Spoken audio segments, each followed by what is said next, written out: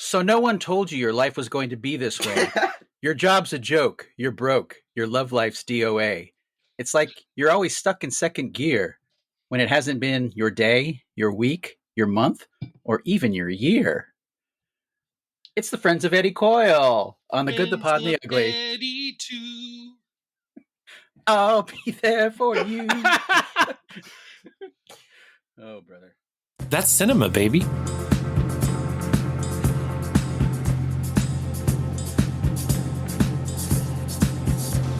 No, Mr. Wilson. I don't have to take that kind of talk from anyone. That's right, you don't. How about going outside and trying to kick me around? I'm not supposed to fight with the guests, Mr. Wilson. I'm not a guest tonight, you yellow bastard. I happen to be an intruder. Welcome to The Good, the Pod, and the Ugly, a podcast where we usually pair some movies, usually from the same director, actor, whatever. But this week, we're doing, what is it? We're going one by one. One by one? So sometimes we'll do a 4x4 where we pick 4 films of a certain director and cover those. But in between seasons, we decided that we would each pick one movie that otherwise we think would never really be grouped in to be covered in another season. And this week is my pick. It's 1973, I want to say. 1973's Peter Yates's Friends of Eddie Coyle, starring Robert Mitchum and Peter Boyle. Yeah, the bald guy. Yeah. Well, and I'm your host, Jack. The title's just The Friends of Eddie Coyle, in case anyone gets confused. Yes. It's not like that first Columbo episode, which was like Columbo, mystery, inspection. It's just very clean. The Friends of Eddie Coyle. And this is Thomas. This is Ken. And I'm Ryan. First off, Jack, I want to know why you picked the Friends of Eddie Coyle. Of all the movies in the world that we would never talk about, what made you want to revisit this one? I was looking through the movies that we own already so that we wouldn't have to pay for. And I saw Friends of Eddie Coyle and I was like, oh yeah, it's pretty good. And I've also read the book, and I'm a huge fan of the book and George V. Higgins as an author. You've read the book more than once. How many times have you read it? Twice, which is more than once. Good. And math. had you seen the movie before? I had. Yes, this is my second watch. All right. Mine too. Thomas and Ryan. Yeah. What's your experience with this movie? I just have one watch. Okay. Left arm. This was my third watch. I'd seen it. Let's see. Ain't It Cool News, actually. Lovely site. I'm bleeping that out. The site that shall not be named surfaced this in the early aughts as like a hidden gem. And so I saw it then, and then I watched it again during the pandemic. So that was my third time. Nice. Very good. Yeah, this is a book and film that I originally got interested in because I watched Killing Them Softly in the early days of the pandemic, which is a really, really good Andrew Dominik movie. And based off that of is Kogan's based on trade. Yeah. Based on Kogan's Trade, also by George V. Higgins. So George V. Higgins was an attorney general and a professor, and he spent his life in Boston around these types of characters. And you can definitely tell the dialogue is just so rich and weighty, and it feels real. It feels like, someone who actually lived around these types of guys. And so he wrote, I think, 4 crime books in the early 1970s after, including Friends of Eddie Coyle, that all feature a couple of the same characters. So Jackie Cogan, who's played by Brad Pitt in that movie, is in a couple of them. Dylan, the bartender, played by Peter Boyle, is in almost all of them. And so is the man in the hat who orders the hit on Eddie Coyle towards the end of the movie. Spoilers, who is also in Killing Them Softly, played by Richard Jenkins. And in Killing Them Softly, Sam Shepard plays the Dylan character. Plays the who? Dylan, the bartender. Ah, wow. So there's a little bit of crossover there.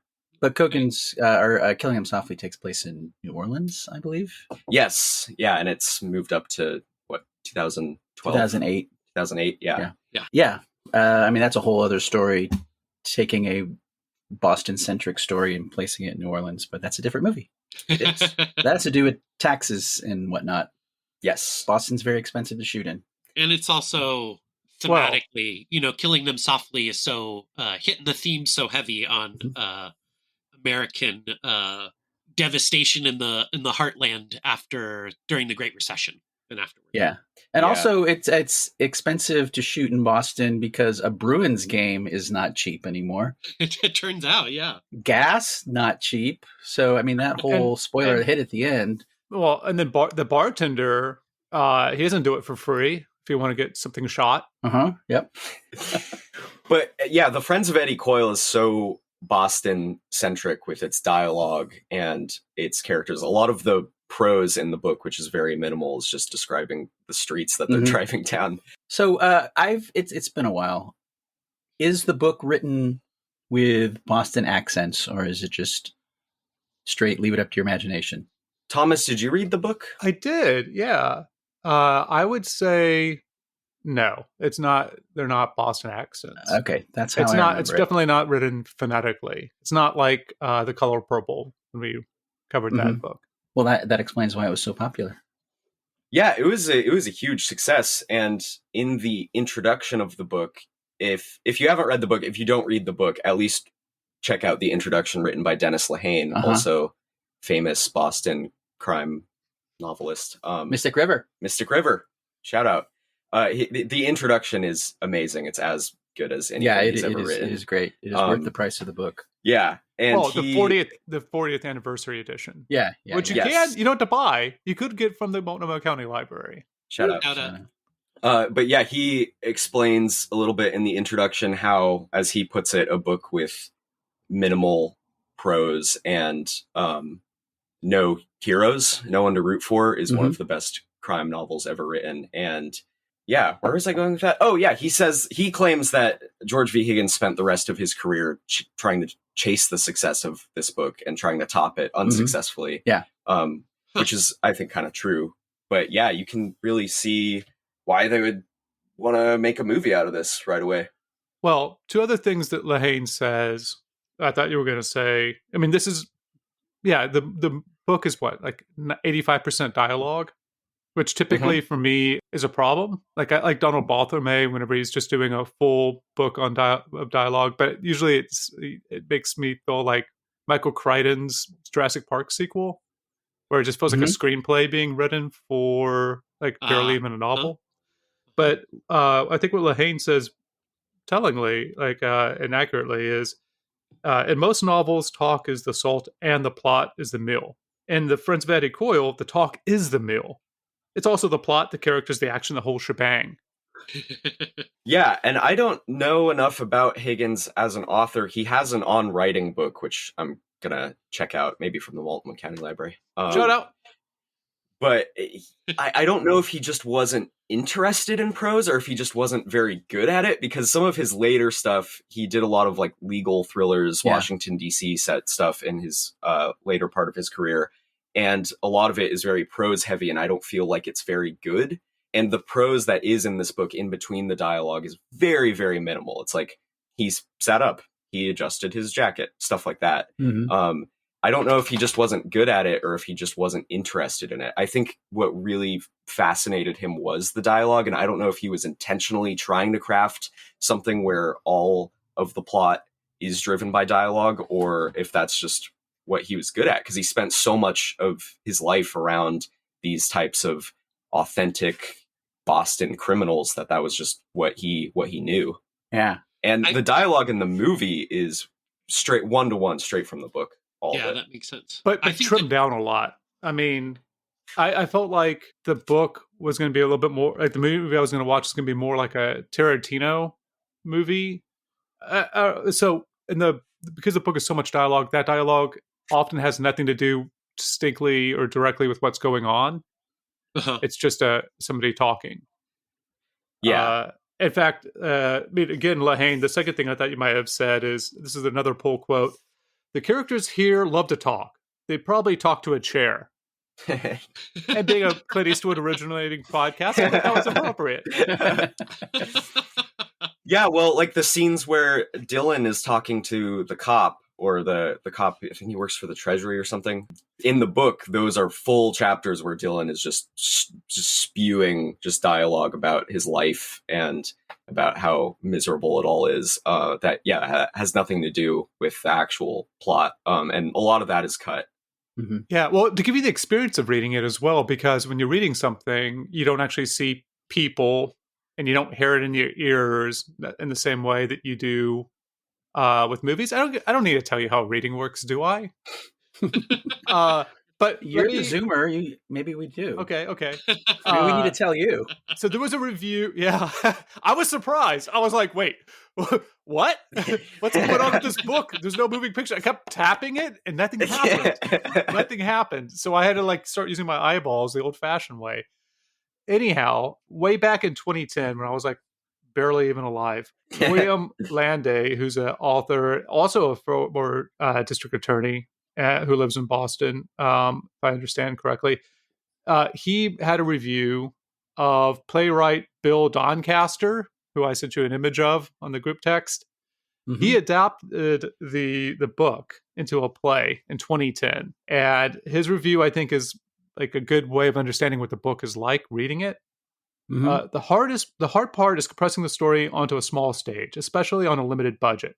The novel includes scenes in cars, a bank robbery, a home invasion, a trashy trailer home, a supermarket parking lot, a Bruins game at Boston Garden. Worse, in the book, the plot itself is shadowy. Higgins doesn't spell out what's happening to Eddie. He lets the dialogue swirl round and around, and is up to the reader to piece together the story, just as it is up to Eddie. On first reading, the book can be confusing. Obviously, that won't work on stage. And so having read the book first, I was like, how is this going to be realized onto the screen? Yeah, another interesting thing that I only realized on my second reading is that Eddie Coyle really isn't in it all that much. Especially the first half of the book, he's only referred to as the stocky man. Like they don't even refer to him as by name. And most of especially the first half of the book, is other characters talking about Eddie Coyle. And yeah, it can be pretty confusing. Fascinating. I not knowing anything about how that the book was written beforehand, I was very surprised at the way the dialogue was. Not because it was we've seen so many movies since do the Boston accent and a lot of the slang and stuff, but it became clear to me watching the film that these guys are all using this coded language and this criminal slang to talk about all of the shit that they're pulling and trying to get away with. But they are, and presumably you do that to avoid saying anything out in the open where someone like a cop might hear you, or where someone could testify against you on the record saying he definitely ordered me to do this at this time. Yeah. That is also absurd because every single fucking guy in this movie is talking to the cops. So they spend all their time meeting in these weird places and talking in coded language about what they're doing and not doing. And then they're all running back to this cop and telling him everything that everybody else is doing. So that really struck out to me regarding the language, which is wonderful. I mean, I can see how it could be confusing on the page given the circumstances, but the dialogue in this movie. And that's the thing that Dennis Lehane says in the introduction, is that the title is a joke because Eddie Coyle doesn't have any friends. Right. And then at the end of the introduction, he says, well, he's gained some friends by the end of the book, which is the legion of readers who consider him one of the greatest tragic anti-heroes by the end. And Ryan, I saw in your Letterboxd review that you said that it got to you, and by the end you really felt bad for this guy. Mm-hmm. Yeah, I don't think I had a strong emotional reaction the first time I saw it, besides it being really cool. And I saw it during the pandemic around the same time as Blue Collar and a bunch of other noir movies. And so I think I kind of lost track of the ending. You used the N-word appropriately? I've been trying noir. Wow, you fucked it up again, man. And I derailed you. Some apologies. No, you're good. So I had actually forgotten how this movie ended. For some reason, I did not remember the Bruins game and pretty much anything afterwards. And yeah, by the end, even though Eddie is a shitty guy and a criminal and not particularly good at anything, I was hoping that one of the twists of this movie was that he had a secret plot going against all these dudes, and he was going to pull out the gun at the end and murder Peter Boyle and be off on his way. And of course, none of that happens. And it was, it's devastating because he's like so many people, he's just a middleman caught in the grinding gears. He's collateral damage. Yeah. So let's shift and talk a little bit more, I guess, about the movie itself or the creation of the movie, because this is 1973. That's going to be the year of High Plains Drifter, Breezy, and Magnum Force from Clint. Wow. We covered on the podcast. We also covered Torso, the Sergio Martino film. The first slasher film, according to both Eric and Joe Bob Briggs. Really? Yeah. Huh. So yeah, the book would come out in 70, and then 3 years later, the movie, which is the same timeline for, I think, what helps contextualize this film and why it might have done very well, but also why it's appreciated more since. So that three-year turnaround's the same that you would have for Mario Puzo's The Godfather, which was written and came out but published in 69. It came out in 72. So just 1 year before. And it almost feels like this movie could be a reaction to it. Also, for context, 1970 was the year that Christopher Nolan was born. And your podcast co-creator, Ken Krull. Yes, and that would be about 30 years before Thomas and I were born. Yeah, so I don't know anything about like the success of this movie or the reactions when it came out, because it's sort of talked about as like an underrated movie, or like Ryan said, like a hidden gem. And it definitely doesn't have that legacy that some of those other classic early 70s crime movies have that have lived on in pop culture. And I don't know why that is, if it's just the tone of the movie, how much of a downward spiral and just kind of quiet and depressing it is, or what. I think this is exactly the kind of movie that the entire 1980s was a reaction to in Hollywood. Yes. And so I think a lot of these movies got just tilled under the soil, only to be rediscovered in the late 90s and early aughts because of the indie revival that was going on. I thought it was interesting of it being labeled as a neo-noir. But I really see this as a continuation of what, the noir movies were in the 50s, because it's about lower class people. It's about a world that we usually don't see in movies. It's about economic anxiety. So I think of it as a continuation. And what Ryan was just saying really struck me, because the 80s, when we had that neo-noir renaissance, they were all kind of pastiches and of earlier stories. And instead of like of its time, specifically of its time, and about these people, it was more about making a modern twist on Double Indemnity, Right. Yeah, or Breathless. The all of the period stuff from the 80s, as Jenny likes to put it, not being a fan of 80s fashion, you can always tell, like, oh, this is the 1940s as envisioned by cokeheads in the 1980s. Authenticity is not a high concern for the Hollywood revival stuff that's going on in the 80s. It's all about putting a new wave spin on it and shit. I did a little bit of research on our friend Eddie Coyle himself, Mr. Bob Mitchum. Bobby. Shout out. So just to unpack Robert a little bit, I think this is the 9th film of his I've seen, and of all of like the lesser known Hollywood actors of this era, for any of the listener out there wants to take a pursuit down the Robert Mitchum trail, he's just amazing. Everything he's in is great. He's always genuine and rowdy. So Mitchum is like the exact kind of actor that they don't really make anymore. He came of age during the Depression on the East Coast. Because of the Depression and his rowdiness, he was kicked out of 4 schools, I think, before the age of 15. Damn. And then he turns 14 in the middle of the Depression. And so he leaves home and goes and does odd jobs. He goes down south. He gets put in an actual chain gang for fighting. Then he makes his way out to California, where his older sister has been struggling as an actress kind of on the outskirts of Hollywood. They're in Long Beach, and his pretty large Scots-Irish family is all shoved in one small apartment with his sister and her husband in Long Beach. Even though he gets some exposure to Hollywood in the late 30s and early 40s, it seems like he doesn't want to become an actor because he's always going in. He gets a job during World War II in the Lockheed Martin factory, even though he's already had a few bit roles in Hollywood. And he's always going and doing something else. I should mention very briefly that one of the reasons he's so awesome is that nose, which was broken in his short stint as a professional fighter in his late teen years. Damn. And he only quit fighting because he went nearly blind after a really bad punch. Really good punch. A really good punch, I would say, yeah.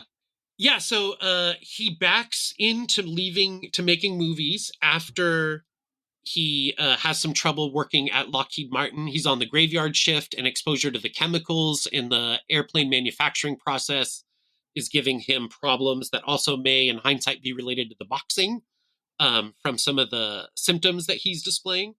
And it's only then that he starts looking for work in acting. And he almost immediately gets jobs in acting. So it's really weird that he kind of avoided this path, maybe because he thought it was not very tough. To go very quickly through the 40s and 50s, he became a Western supporting character and then one of the first noir leading men. And what is it? Out of the Past is like the very iconic noir movies, and he leads that one.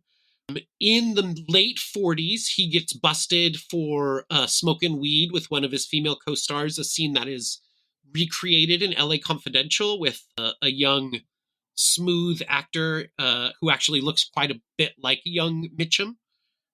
Unlike the character in LA Confidential, whose life takes a terrible turn after getting busted for weed, Mitchum actually becomes more popular with the audience. And so Hollywood leans into him as the bad boy, and his next movie is his best performing film to date. And then he's just off to the races. And what was that? What was that movie? Night of the Hunter.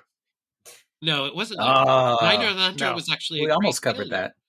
We're still going to cover Night of the Hunter someday for Christmas. And the Stranger was Rachel in The Stranger, which was released in 1948. And did he play Rachel or the Stranger? He's the Stranger. Okay. Loretta Young is Rachel, and William Holden is another dude vying for Rachel's affections. Yeah, that sounds like it might be a good one.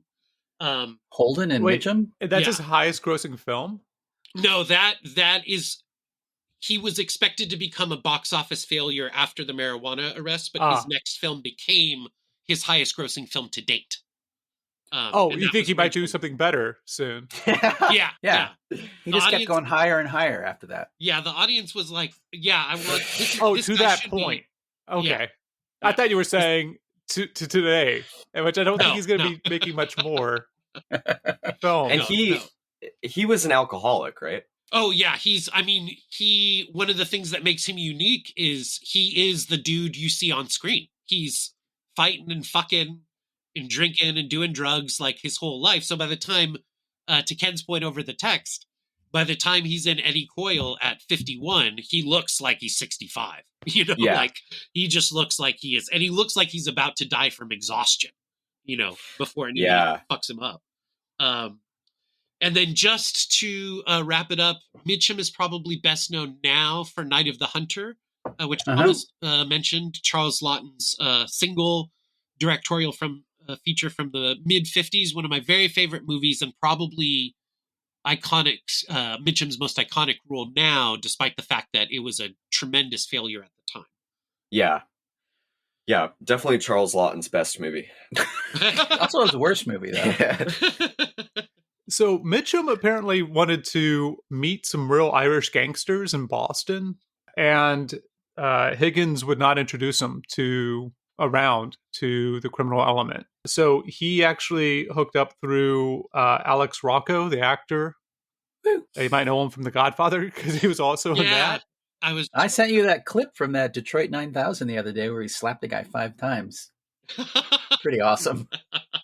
Well, Alex Rocco was born Alexander Petrucone Jr., and he was Wow. part of the Winter Hill Gang, which was, For and he real? was held for questioning in Boston whenever, because somebody got hit, and then that started off the Boston Irish Gang War in the 60s. And Holy so, shit. Wow. so Rocco left Boston for LA to become an actor to escape all that. God damn. Wow. That's amazing. Yeah, he's a unique presence there in films of that era. And that's the gang that's in the movie, right? The Winter Hill Gang? So he's like playing a member of the gang he was in? Is that true? I I don't don't know. know. You came with us for the Rocco lore. I was hoping you knew. I've only seen the movie once. I'm going to defer to Ryan, who didn't remember how it ended. No, my apologies. I had recently watched The Departed, and that's about the Winter Hill Gang, which was active at the Okay. time Eddie Coyle took place, but was a different part of town. I see. Yeah. So the director of Eddie Coyle is a pretty interesting fella, Peter Yates, who his famous quote, "Think where man's glory most begins and ends, and say my glory was that I had such friends." Oh, that's William Butler Yeats. Sorry. So Yates was a classic journeyman. He's wearing his hat backwards. He's wearing his cowboy hat backwards again. No, it was a Yates quote about friends. Come on, it was too good. Oh, that's pretty Shut good. up. Okay, I see. He was a classic journeyman director. I think some people might refer to these guys as hacks, but I don't refer to it in a bad way. But guys at the studios could depend upon to do a variety of genres and work with a variety of actors and tones and consistently make the product that they're expecting. He had a great decade of the 70s. Well, actually starting in 68 with Bullitt, I haven't seen that, the actually. Steve McQueen classic with the one of the early great car chases. And he did the Hot Rock, Thomas, which is based on a book by Oh, yeah. Donald Westlake. Yeah. Friends of Eddie Coyle. And then after that, he made a social, not I want to say social, but a low key comedy called For Pete's Sake with Barbra Streisand. This was right after the Friends of Eddie Coyle. It is very jarring. I watched it right after I watched Eddie Coyle. And it's hard to believe it's the same guy that directed it because Eddie Coyle seems so steep in the world that the characters are in that to go to like a movie with Barbra Streisand and a guy in a kind of a comedy of manners on stages was quite jarring. He also made The Deep, that Peter Benchley adaptation with Nick Nolte and Jacqueline Bisset, which is, about people getting ships underwater. Big underwater adventure. And he made Krull, of course, in 1983. Woo! Other than Bullitt and Eddie Coyle, probably Breaking Away in 79 is his most fondly remembered movie, which if you haven't seen Breaking Away, it is a great movie. Yates has enough in his filmography that we could have done him in a 4x4. Yeah. Because he does go from the 60s to like the 2000s, and obviously his movies get a little worse. But he doesn't really have a distinctive style.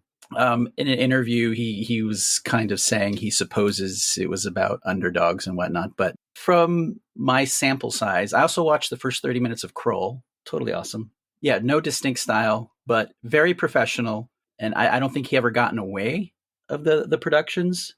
And that's something we don't see very more in directors. People who can just come in and shoot a movie of any genre. Yeah. With big stars or no stars, and they're all of a piece. Yeah, I feel one of the things I thought watching this movie is to the extent that we get stories like this, it's on, it's a streaming show or it's a released movie, a VOD movie.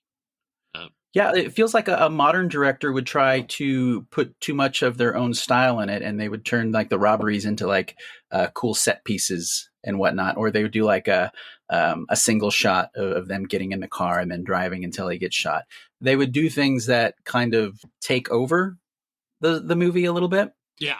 There was an article a few years ago in The Ringer called "In Defense of Hacks." I think about it all the time, as hacks are not necessarily a bad thing. No. And I think the modern one that they mentioned was John Turteltaub, the guy who made like the National Treasure movies with Nicolas Cage. Yeah.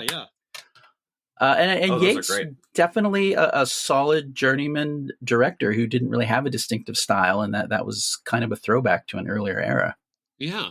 I mean, as someone who doesn't like the way the auteur theory has impacted filmmaking over the last several decades, this is the kind of guy, this is the guy where we're missing that made Hollywood work to the extent that it did. And it's because he is so anonymous that we don't get guys like this anymore. Because to your point, Ken, if you're going to do, I love The Departed, and I think The Departed and so many Boston crime movies would not exist or have any really context without Friends of Eddie Coyle and perhaps the writings of this author, generally speaking. But that's like, The Departed, you have Scorsese, and then you have Infernal Affairs and that whole plot line laid over it. Or Mystic River, you have this kind of stuff, but you have the child molestation and sexual assault stuff laid over it. You always, if you do this kind of movie now, to your point, Ken, you got to plus it up with something that's going to really make it sing and be Academy Award eligible and shit.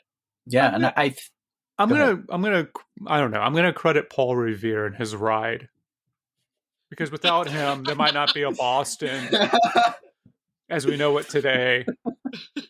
Shout out Paul Revere. In this movie, it does work. This is a great movie. This is one of my favorite movies of all time, probably, actually. After God watching damn it, we're not at the second time. reactions. And we're 33 Whatever. minutes Come in. on. Come on. We're gonna milk this one. But it does work. It does really work, and it is, to your point about style not really getting in the way. It's just these things play out. Like the bank robberies are just very quiet and very dour, and the whole thing of knowing where Eddie Coyle is going to end up but not wanting him to end up there is just this slow downward spiral. It's probably one of the more quiet crime movies. I would almost call it like unexciting. Like they add a little bit, like in the book when they arrest Jackie Brown, he's just sleeping in his car and they just kind of knock on the window and pull him out. But in the movie, there's kind of a short little car chase there. But yeah, there isn't really much of any sort of action or anything. And I don't say unexciting as a criticism. I think that's why it works, because this all seems like, watching it, you could be like, oh yeah, this probably is how all this shit went down in the early 70s in real life. Yeah. To the point about the Boston noir movies, one of the things that I realized watching Eddie Coyle was, unlike any other kind of mafia movie that I've been able to think of since I had this thought originally, the Boston mob, the Boston criminals, they don't have any upper class aspirations. Nobody is trying to better their situation and get the fuck out of Southie or Winter Hill or wherever these people are. They just want to be in charge of the neighborhood. That's the highest these guys can dream. Even Nicholson in The Departed is like the most powerful crime guy in the city, and he doesn't want anything but to like do blow and hang out with hookers in his neighborhood, The Godfather, The Sopranos, Goodfellas, like all the other mafia stories, the guys want to be big and powerful and they want to move away. And they want to go legit. Yeah. And eventually they want to go legit and have to stop fucking with all this. And these Boston guys, they're just trying to make rent and they can't imagine living in a fancy house, Part of Eddie Coyle's problem is simply a lack of imagination, I think. I don't know. I mean, I don't want to bring up the Kennedy family, but they were some gangsters, and they did kind of go pretty high up in the ranks of the world. And they moved to reasonably Nantucket. legit. Well, I just finished watching The Sopranos actually for the first time, and one of the things that I really love about that show is that all these guys are constantly risking their lives and the lives of their families and doing all this insane shit, getting shot at, risking not knowing if their best friend is going to kill them or not, just basically for an upper middle class living that they could achieve by working a normal job. And the character Eyebrows, the eyebrow guy in Eddie Coyle, what was his name? You were just talking about him, the gangster. Peter Boyle. No. The Rocco. Oh, Alex Rocco. Yeah, he is risking life in prison for living in a trailer park? I mean, he could do that working a normal job, just putting in a normal hard day's work. And it's ridiculous why anyone would do that. Yeah. I mean, I've always had this thought, I mean, back when I worked for an electrical firm, about like copper thieves. Mm-hmm. Like they will cut open one of our bins and pull out this like kind of like, I don't know, Mission Impossible heist for a few $100s. It's almost like it takes more effort to be a criminal than it does to be straight. Yeah. Well, even like the homeless people. We live across the river from Portland, Vancouver, and in Portland you have deposits on cans and bottles. So you can get a bunch here and go over the bridge. But I see people on their bikes with these enormous garbage bags full of cans riding their bike across the interstate bridge, and then they're going to go to the return center. And those people going through and getting all that stuff, they work harder than I do, working 40 hours a week at a fairly physical job. Yeah. It's really hard work for $30 or $40 a week. Yeah. Yeah, I mean, I do think that there's things that, and maybe this goes to just the sorting that happens to put people into a criminal class. Where, because what's great about this, I think we touch on it, but maybe didn't articulate it, is that it's not glamorizing the criminal lifestyle. Maybe that's the thing. Yeah. Nor is it like necessarily condemning it or showing it in a manner that is shown as like sordid and bad. Like one of the changes from the book to the movie is that Eddie Coyle kind of likes his wife and wants to get it on with her at some point, which doesn't quite happen in the book. But that's a tonality that seems to be missing from a lot of gangster films and movies about gangs, where there's a certain glamorization of what's occurring, which is definitely not the case in the book and the movie. Yeah. But what happens is, you go to jail and then maybe you can't get the job that you wanted to get on the out, right? Mm-hmm. Or you've started off somewhat in as a teenager and you can't quite get out as an adult. You could, I guess, leave and go become an actor in Hollywood. But it complicates things as life goes on. Well, it's the Goodfellas thing where when you're young and whatnot, it's the juice, it's the excitement, and how easy it is to get this money. And by the time you reach your 30s and 40s, it's just like this huge weight because, like Thomas said, you go to jail a couple times, and it's kind of all you can do. You kind of winnow away all your life choices into it. And this seems like a movie long after all the excitement and the juice of being a teenager in crime has died away.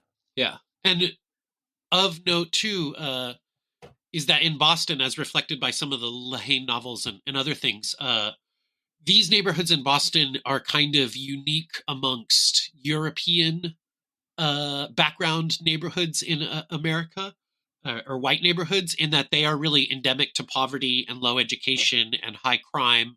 The town, which is set in this part of Boston, famously starts that this is like the square mile of the world that has the most bank robberies or whatever. Like a lot of the myth around Southie is at least somewhat true. And so, to your guys' point, these are people who were raised in an environment where their parents do crime, and that's probably what they learned to do, and then that's what their kids end up doing. It's like I said, it can be endemic in this part of the country. Wow. To continue with the hack conversation, some other contributors to the film, you have Paul Monash doing the adaptation, which is a few changes that we'll talk about maybe here in a few minutes that are interesting to think about. But he would also adapt Salem's Lot, directed by Toby Hooper in 1979, and All Quiet on the Western Front, which has Ernest Borgnine in it, also in 1979. But he was mainly a TV writer, doing a lot of Peyton's Place and television over the years. The Linzer for it, though, Victor Kemper. Oh, yeah. Am I stealing any of your thunder, Ken or Jack? No, go for it. No, go for it. Yeah, this is a great looking movie. It's a good looking movie. I only have like one contributor to the movie that I want to put on blast. But yeah, it looks great. This is the same guy who shot Dog Day Afternoon, one of my favorites, right? And Magic. Magic, absolutely. Mikey and Nikki, the Elaine May film. And then I watched this for the first time last night. Slapshot, a very confusing film. You've never seen Slapshot? I never saw Slapshot before. Wow. And so I was doing some George Roy Hill films and decided to finally put that on. Ah, I'm jealous. Got to see it for the first time. Wow. I'm a big Slapshot fan. Slapshot, Bad News Bears, and The Longest Yard. Those are the Mount Rushmore sports movies for Ken. Yeah. They're all depressing. I don't think the team wins in any of them. Oh, Bad wait. News So Bears is He also pretty did FX2. Wow. He shot FX2. FX2? Yeah. Huh. As well. Not the As first well. one. FX2 as well. So, Ryan, Yes, Ryan. you have never read the book, is that correct? that's correct. And you've seen the movie multiple times. Yes. I want to know your thoughts on how the gang got caught in that house in Lynn, or wherever they say it is, who Yes. ratted them out. Peter Boyle did, but one of the tricky things about the movie, and I don't know if it's intentional on Yates' part, I was going to ask if it was in the book. Some of Coyle and Dylan, Peter Boyle's character, some of their most important conversations, particularly with the cops, seem to happen off screen. So we are kind of trying to figure out, and maybe that's an attempt to convey what you guys talked about in the book, where you're kind of trying to piece together what's going on as it's happening. But yeah, I only figured out by the end that Peter Yeah, I Boyle's mean, Dylan did. Eddie's the guy that's going away for that thing up in New Hampshire. And everybody's like, well, he makes for a perfect fall guy. He's going away anyway. Yeah. As soon So yeah, but you're right. I think a lot of that does happen off screen, doesn't it? Yeah, well, that's the thing about the movie that I can't really figure out, is if it was supposed to be left ambiguous, if you were supposed to think it was Dylan, if you were supposed to not even think about it. But that's one of the most important things that's cut from the book. There is a chapter where, what's her name? Wanda? Yeah, Wanda eyebrows' girlfriend in the trailer park. In the book, when Eddie Coyle shows up there, she gets a little smart and she gets in a fight with Eyebrows, and I think he slaps her around a little bit, or they just get into a verbal spat. And later on, there's a chapter where she's a stewardess, she's at the airport, and there's a U.S. Marshal that likes eating lunch at the airport, and she knows him and she's kind of friends with him. And so she has a conversation where she sort of tells him without really telling him. It's that classic doublespeak that they're always using about the robbery that's going to happen. Yeah. And she overhears it. And that is completely cut from the movie, and I can kind of understand why it leaves it a little more ambiguous. Well, it changes things interestingly, right? Because the stew, as they call for short, because steward's too hard to say, I guess. The stew, Wanda, she gets upset because you get a little bit of this in the movie, but they mention the stew. They do mention the stew. Isn't that in the last scene? Because you had the subtitles on when you were watching it. I thought they were talking about someone else, because I didn't know she was a stewardess. But okay, now it all makes sense. Interesting. They do mention the stew, and I didn't know what they were referring to. Okay. Wow. Okay, so the Rocco character is saying, Scalise is just talking about how much she likes sex and how he's shacking up with her. And she gets really upset. She says something like, I told you to go and fuck yourself, talking about me like that.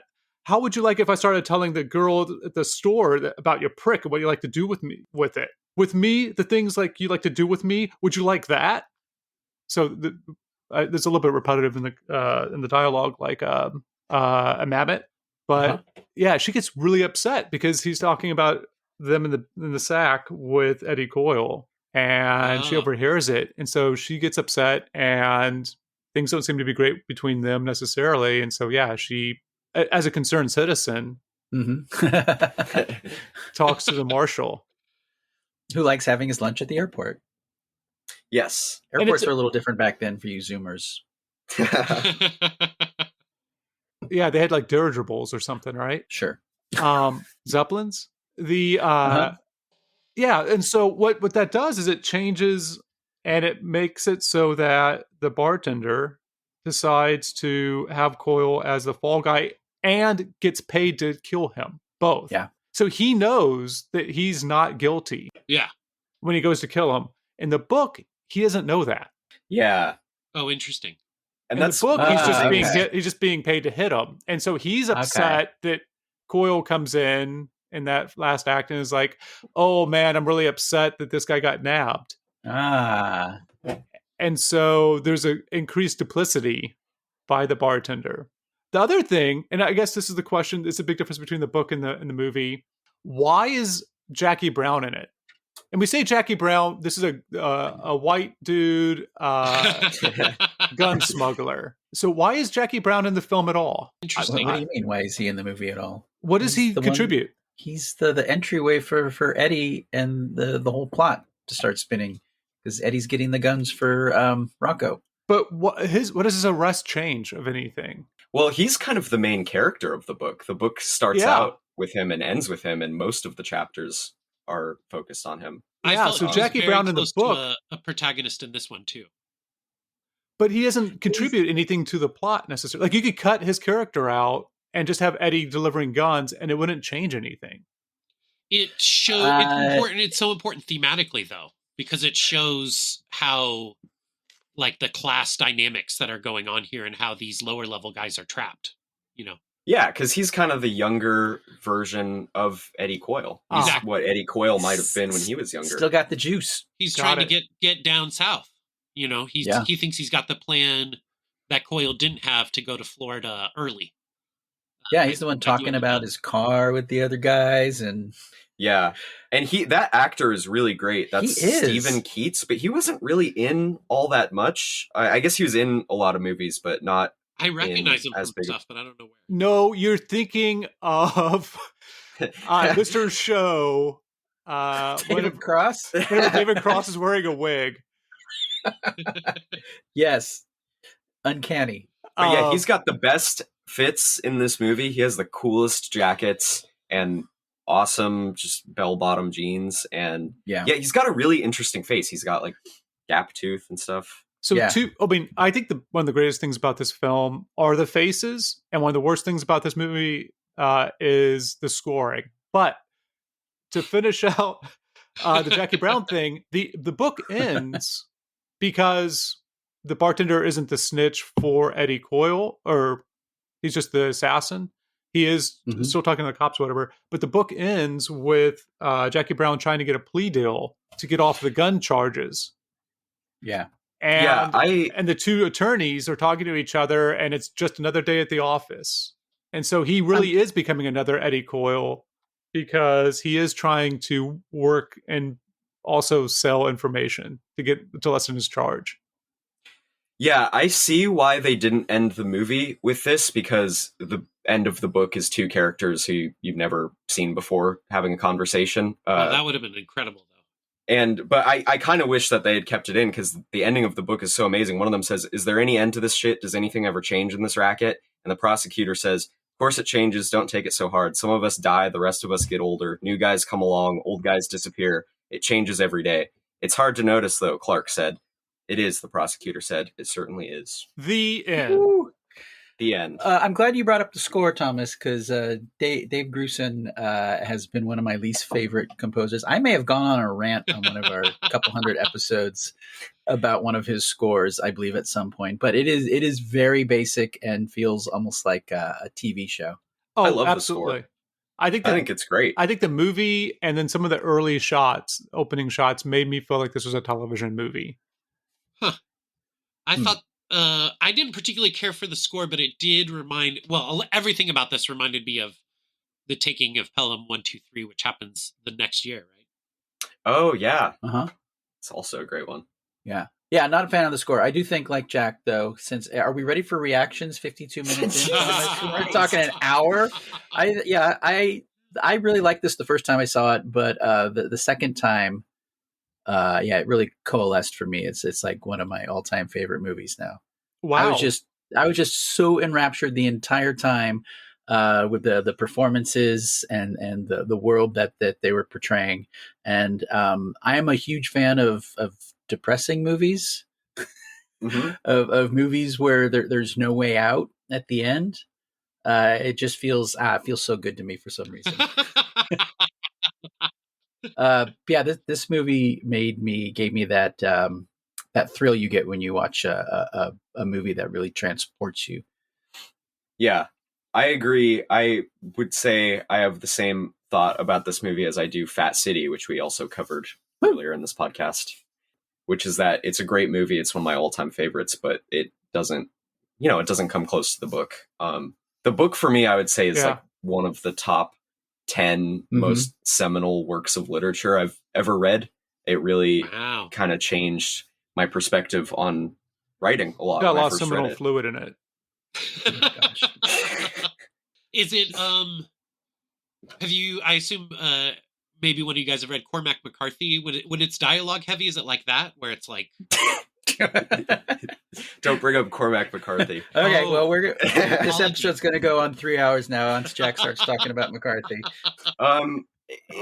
Sort of. I would say McCarthy is definitely. Well, it depends, because when he gets into prose, he really goes for it. Yeah. Even when it's just a little. And with George V. Higgins, when he does prose, it's because he has to.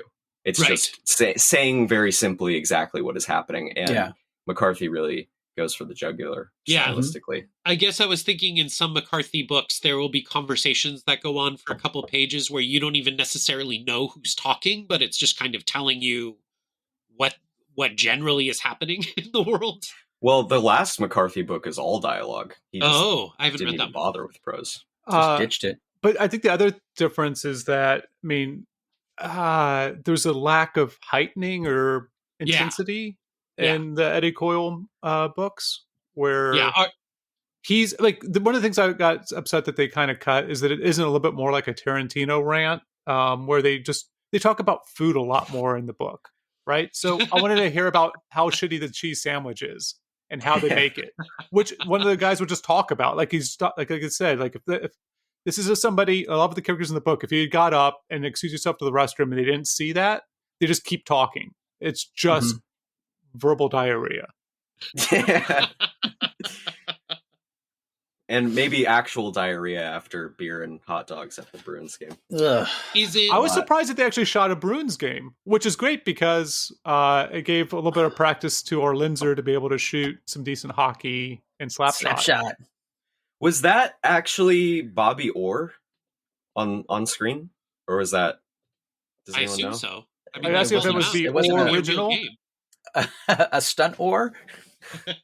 That's another thing that's pretty amazing about this is it was written when Bobby Orr was like a super hot hockey player with a career in front of him, and I don't know if George V. Higgins somehow predicted that his career would sort of tank and he would retire early. I don't know how that all worked out, but it's pretty amazing in hindsight. And that's the Bruins game. Wait. Can we go into our or did he corner and talk about the hockey player for a little while?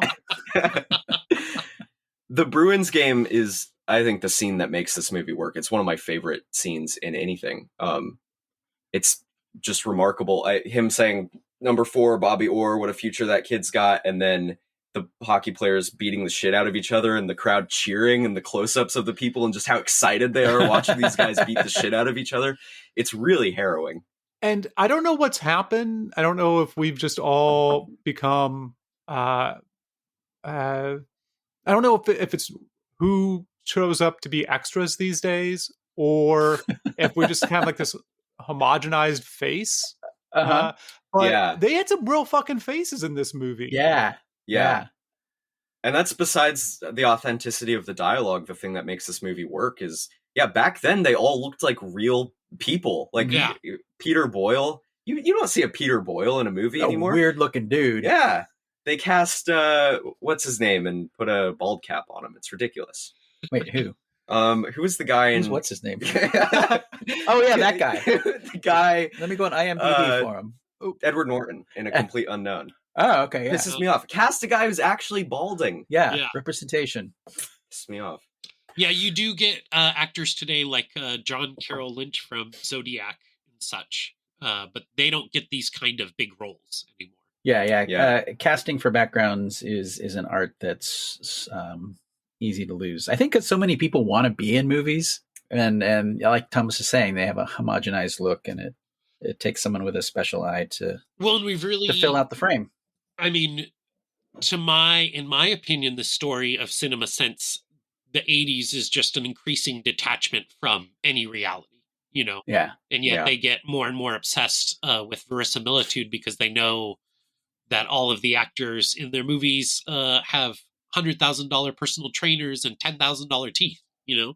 Yep. So I have a question. You guys read up a little bit on the background of the book. Uh-huh. And did you come across the Peanuts connection? Oh yeah, we haven't gotten to the weirdest bit of lore about this movie and the book. Yeah. So when the book came out in 1970, it was a huge deal for Jack and Thomas. It's like right now, like everybody talks about White Lotus and Severance. Uh-huh. But back in 1970, they would talk about books the same way. Huh? Uh-huh. Wait, Yeah, I know. Crazy. who would talk about it? Like people to other people? Yeah. Calling long Like- distance? No, On the in rotary person. phones? In person. So one huge fan of the book was Charles Schultz, the guy who made Peanuts. Wow. And hilariously, he did a bit for 2 or 3 weeks in 1971, where it was kind of a riff on the Friends of Eddie Coyle, where Charlie Brown had to get eggs for the Easter egg hunt at his school. And like Snoopy was like in a trench coat and would be the one that was going to get it for him. Lucy kind of played the Peter Boyle character, and it was a goof, and everybody knew it was a goof. But then when the movie was going to be made, they decided to turn it into an animated special. They changed the name to Get Your Eggs, Charlie Brown, and it was going to be like an Easter because they hadn't done Easter at that time. Yeah, Peppermint Patty was in it. Get the Eggs. Oh, Bill Melendez, who directed all of the Charlie Browns, and Lee Mendelsohn, the executive producer, and Vince Guardi. They all Ryan, have you started seen with this? This is what you were texting me, right, kid? Yeah. So the No, I haven't. crazy thing is they were going to have it ready for Easter of '73, and they decided. And the movie was coming out, and they still thought the movie was going to be big, like The Godfather. Obviously, it wasn't. So Mendelsohn had the worst idea ever. He had Robert Mitchum come in and do the vocal track for Charlie Brown's character. It was going to be like a goof. And Schultz and Guardi and the director, they all thought it was hilarious. But Mendelsohn brought his daughter into the studio to show it to her, and she started crying. And she ran out of the screening room. Security had to get her, whatever.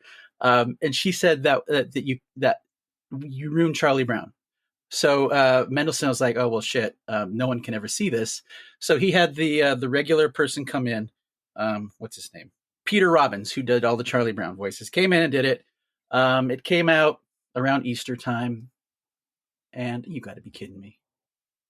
God, I This waited is an all for hour his to get to benefit. this. What happened? Well, What? go ahead and tell that last bit. I was listening to you guys. I have my AirPods in. Oh, okay. Oh, okay. I heard all that. I'm sorry. So anyway, they changed it. It came out Easter. It did okay. It ran for 3 years around Easter, but it eventually got pulled because there's a scene where Snoopy and Woodstock go to this was in the comic strip, Farmer Higgins, and steal the eggs, and they thought that it was promoting theft for the kids. So it only aired 3 times, but the premiere night, no one had told Robert Mitchum that they replaced his voice. So he had his whole family over, kids, grandkids, friends, and whatever. And he was so upset. He kicked his TV, drove to Mendelssohn's house in Pasadena, and pounded on his door until he opened it and berated him and yelled at him and screamed at him for ruining his Easter Sunday with his family. Mendelssohn's girl, his little girl who started all of this, came in and she was crying and she pointed at Mitchum. She said, "You're the bad Charlie Brown. You're the bad Charlie Brown. Get out." And Mitchum turned away and walked out, and he was never seen or heard from again. I imagine him playing that piano music with his head Yes. down. Do do do. So that's the craziest thing that Man, I happened. gotta Friends see of that. Charlie I Brown. love that. Yeah, the pals of Charlie Brown. Get your eggs, Charlie Brown. Oh my goodness, amazing. Yeah, you got to hunt that down on YouTube. Have Ryan. you seen this, Ken? Have I seen it? No, it's on the Internet Archive though. Okay. Yes, I'm definitely going to check that out. Thank you for sharing. Yeah. Cool. We post that on our social media as well. Yeah. If I can find one of it, I certainly will. Oh, I was glad to see James Tolkien in this, who's the principal in Masters of the Universe, if I remember right, or the cop. No, he's the cop in the Masters of the Universe. He's a principal, and maybe what movie Ferris Bueller? Is it Ferris Bueller? No, it's not Ferris Bueller. He's Back to the Future. Thank you. Yeah, and he's also, I guess, in Dick Tracy. He's the accountant to Pacino. In that, I've always liked him. He has like a weird little guy, wiry energy about him. Yeah, I always like when he pops up. The man with the hat. Yeah. Jack, thank you. Backwards hat. Thank you for picking the Friends of Eddie Coyle. That was God, I love that movie so much. It was really great revisiting it and reading the book again. This is fun doing these one by ones. It was either this or The Gambler with James Caan. So not Kenny also Rogers. shot by the same Linzer. Shot by the same guy. Yeah. There is a scene at the end of this movie where he meets the what's the guy's name? The law guy who's kind of got everybody. The cop. Yeah. Cop. Where they're in that bar and he's like, he can give him the gang, and he's like, that would have been great yesterday, but too bad. And then the cop leaves and Mitchum's just sitting there. It's very painterly. Uh-huh. Yeah. The drab kind of early 70s color and Mitchum's face as a freeze frame. What the most beautiful shot in the entire movie. For me, I love depressing stuff like that, and it just fills my heart with glee. Another beautiful shot we get when the guy at the bank presses the alarm, and we get a couple good squibs there. Yeah. Shout out to some squibs. Um, Love a good squib. Yeah, I think that Mitchum is able to, like, his character in this is very much, to me, like an archetype similar to Jack Lemmon and Glengarry Glen Ross. Uh-huh. Yeah. Like, he could be on The Simpsons as a character. I really, really love this movie. And I don't know why I didn't love it as much the first time. I think it's because between the book and the movie, it's that whole thing where you're kind of expecting one thing, and I don't know. I'm glad I read the book but first. I think that the book is superior. It's an amazing adaptation, though, given how much of it that they keep. Yeah. I mean, it's very faithful. Yeah, it's not perfect, but they it's just clean up faithful. a few things, like like the stewardess. I think it's a very interesting change for that ending, right? Yeah, so that the stew.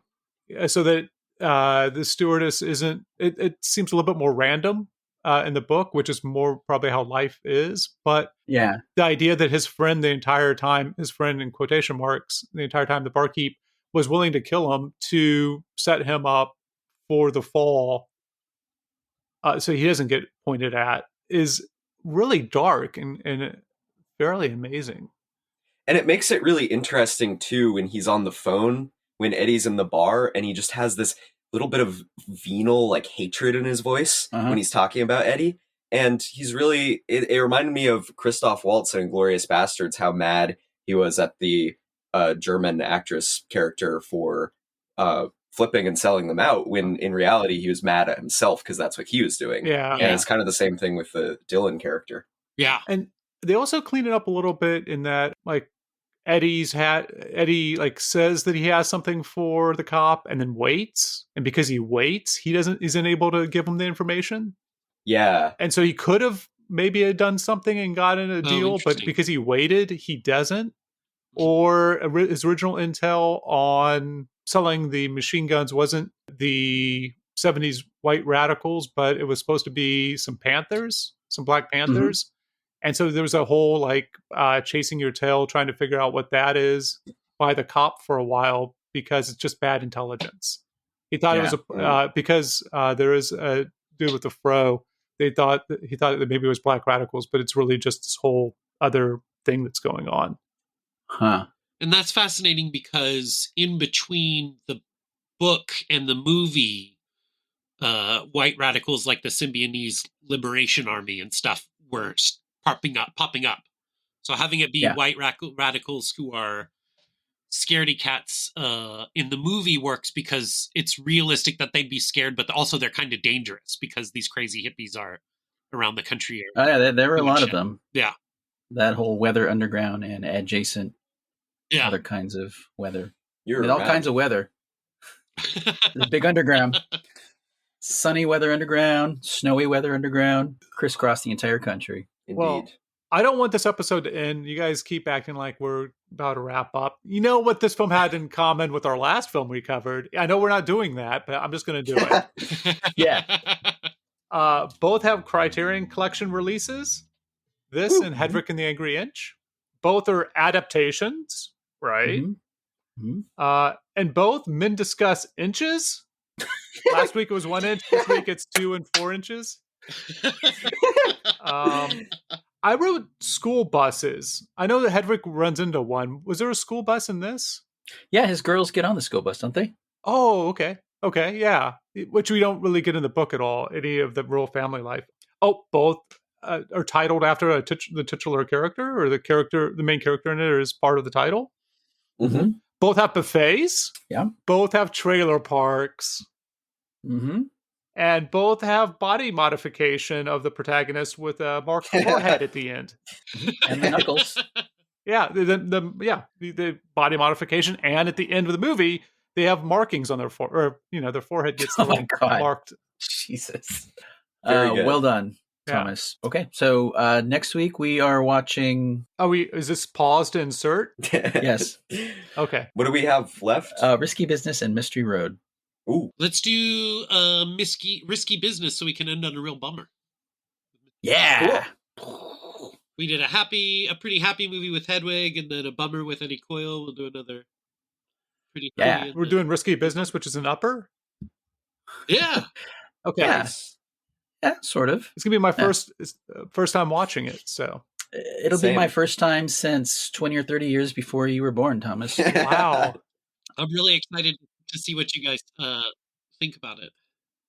Yeah, I'm excited. I don't know anything about it. I'm not going to do any research. Okay, very good. It's not based off of a book or a play or anything, is it? Yeah, I think the next two are not adaptations. They're originals. No, yes, the next one, this is also a one and done by the director, who, despite the fact that this movie, that Risky Business, was incredibly profitable and incredibly critically acclaimed, he lost Final Cut, and a few scenes are slightly different, and because of that, he's never made another movie.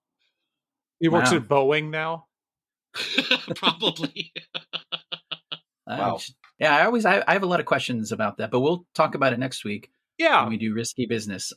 Just like Robert Mitchum, after the night Get Your Eggs, Charlie Brown premiered, I'm going to turn this off and walk away and never be seen or heard from again. Thanks to Ryan for the theme. Yeah, thanks, Ryan. Yeah. Squibs and the socials coming soon. And thank Ken for the editing. Yeah, thank you, Ken. Extensive, rigorous editing at times. Yep. Yeah, you still weren't able to edit out whenever you were mean to me last episode, but I feel really bad listening back to that. I tried so hard to edit around it, but it's just snide, Ken. I'm sorry. All right. Yeah, well, this week you can edit out being mean to Ryan while he was taking a leak, which he heard over his headphones. Keep it in and double it. All right, guys. Oh, I thought we were going to stick around and play Two Truths and a Lie. I want to hear about you. I want to hear from you. It's 10-4. 10-4, buddies. Destroy. Kill all hippies. I don't hate it. I just don't know why you strayed from the formula. You bastards! You don't know it, Bob. I'm an artist. And I must reflect that in my rhyme.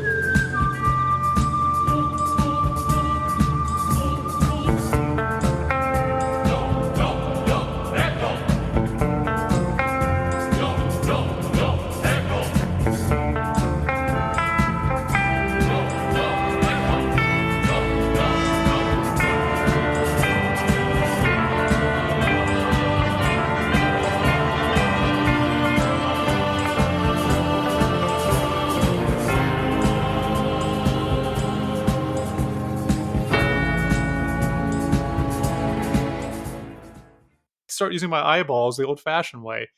Really? Yeah. Huh. Shout out Paul Revere. You're the bad Charlie Brown. Letterbox is spying on you.